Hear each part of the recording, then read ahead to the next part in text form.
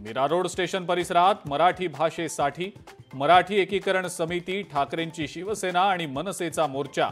मराठी भाषेसाठी हजारोंच्या संख्येने आंदोलक एकवटले।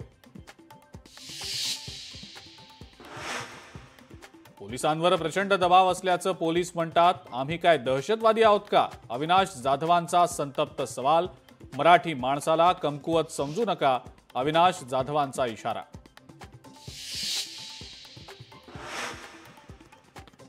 जो मार्ग ठरला त्याऐवजी दुसऱ्या मार्गाने मोर्चा काढल्यानं पोलिसांनी परवानगी नाकारली। कार्यकर्त्यांनी पोलिसांचं न ऐकल्यानं केली धरपकड। मुख्यमंत्री देवेंद्र फडणवीस यांचं स्पष्टीकरण।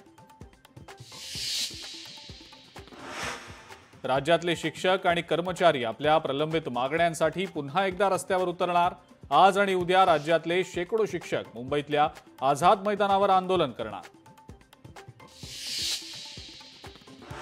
आणि उद्या देशभरातील 25 कोटींहून अधिक कर्मचाऱ्यांची संपाची हाक। सरकारच्या कॉर्पोरेट धोरणाला विरोध करण्यासाठी संप। अत्यावश्यक सेवांवर परिणाम होण्याची शक्यता।